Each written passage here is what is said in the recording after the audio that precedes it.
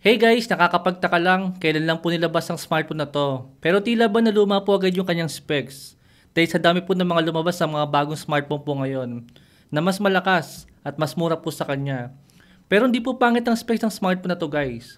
In fact, malakas nga po siya sa may gaming.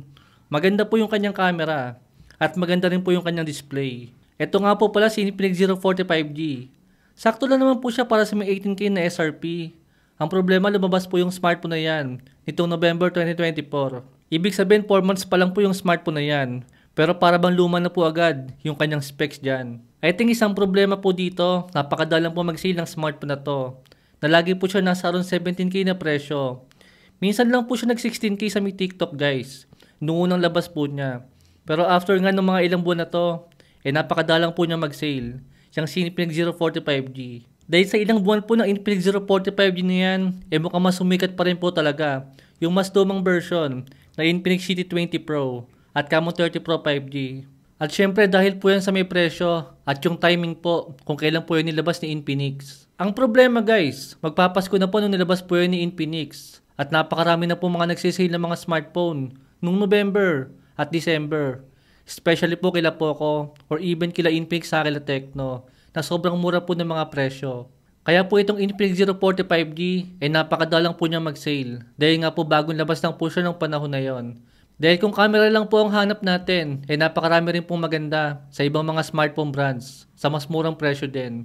Even kay Infinix, sa kay Tecno, makakakita po tayo ng magandang camera at malakas na gaming. Compare po niya kay Infinix 045G na medyo mahal po siya dyan sa ganyang klase ng SRP. Actually, hindi naman pangit ang specs ng 045G dahil napaka-premium po ng kanyang build quality at ito ang panglaban ni Infinix sa pagandahan ng camera sa mga ganyang presyo po ngayon. Ang problema mukhang hindi po sumikat si Infinix pagdating po sa mga camera. Dahil madalas Tecno Camon ang maiisip natin pagka-camera po ang usapan. Pangalan pa lang po ng Tecno Camon, parang camera phone po talaga.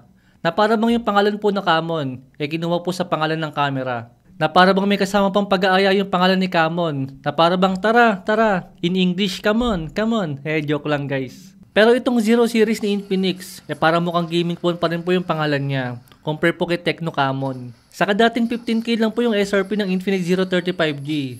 At tagmahal po siya dyan sa may bagong version. Na umabot nga po sa may 18,000 na SRP. Dahil kung kukuha lang din naman po tayo na nakapokus sa may gaming ng panahon na yon. Syempre si GT20 Pro na po ang kukunan natin. Pero kung camera, saka gaming ang hahanapin natin, meron pa po tayo mas murang option na makukuha doon. Unang-una nga po dyan, si Tecno Camon 30 Pro 5G.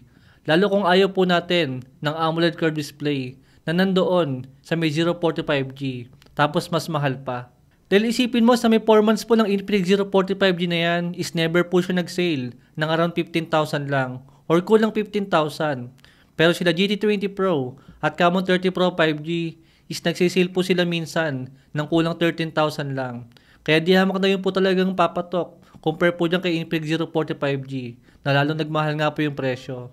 Saka isang dahilan po kung bakit po naging mahal yung smartphone na yan, yung 045G, is dahil po sa kanyang display na naka-AMOLED curved display.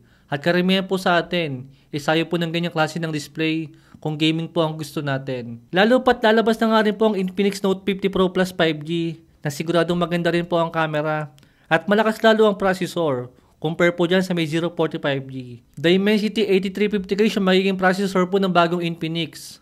At yung Infinix 045G is meron po siyang 8200. Yan po yung processor nilang dalawa.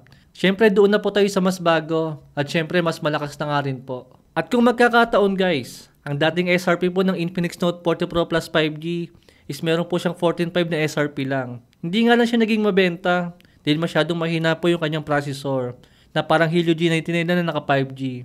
Pero ngayon nga guys, napakalakas po ng bagong lalabas na Infinix. Isa pang dahilan guys kung bakit po hindi masyadong naging mabenta yung smartphone na yan is dahil po sa kanyang last year model pa. Si Infinix 035G na napakamura na po ngayon. Nagsesay na lang po siya ng around 10,000. Naka-AMOLED curved display din po yan at malakas din po yung kanyang processor. Syempre guys, mas malakas po yung 040 compare sa may 030. Pero presyo po rin po magde-decide dyan guys. Dahil napakalaki po ng difference sila kung presyo lang po ang pag-uusapan. Dahil kung dati pong sulit ang 030, lalong sulit po ngayong bumili ng smartphone na yan para sa may around 10,000. At minsan nagiging 9,000 pa pagka po siya nagse-sale. Kahit luma na po yung smartphone niyan, okay pa rin po yung kanyang specs kung i-compare po natin sa ibang smartphone sa mga around 10,000 na mga presyo. Maybe kung magiging less than 15,000 po yung kanyang presyo pagka nagse-sale, baka sakaling maging mabenta po siya. Lalo kung camera phone po ang hanap natin. Pero feeling ko guys, kahit po kulang 15,000 na po yung kanyang SRP, mahihirapan pa rin po akong i-recommend sa inyo ang smartphone na yan. Dahil sa mga lumalabas po ng mga Poco ngayon, na napakalalakas po ng mga processor at matataas ang mga battery. Dahil still guys, pagka po sinabing Infinix, gaming agad ang maiisip natin. Bukod po sa camera phone. Dahil kung camera phone na po ang hahanapin natin sa mga kulang 20,000 na mga SRP, malaki chance guys. Baka maghanap po tayo ng Tecno Camon, or baka maghanap po tayo ng Samsung, o kaya iPhone. Kaysa kay Infinix guys, na unang maiisip natin mga gaming phone. Dahil kung gaming phone lang talaga, napakarami po nilang mas murang smartphone dito, na kasing lakas lang ng mas mahal po na yan. Maybe paglabas po ng bagong Infinix Note 15 Pro Plus 5G, magbaba po yung presyo ng 040 series na yan. Pero para sa may 17,000 ngayon, or 18,000, medyo negative na po talaga ang smartphone na yan. Sa daming mas magandang smartphone at mga lalabas pa po ng mga bagong smartphone ngayon. Lalo kung gaming lang at camera po ang pag-uusapan, di hamak na mas marami na po tayong pagpipilian ngayon. Kayo guys, para sa may 17,000 na SRP, sulit po ba yung Infinix na yan? Or kung sakali man po guys, na magiging less than 15,000 yung kanyang presyo, may consider nyo na po ba siya? Comment nyo lang po sa may comment section, doon na lang po natin pag-usapan. Thanks for watching!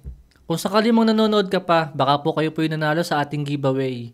Check nyo na lang po yung comment section. Thanks for watching!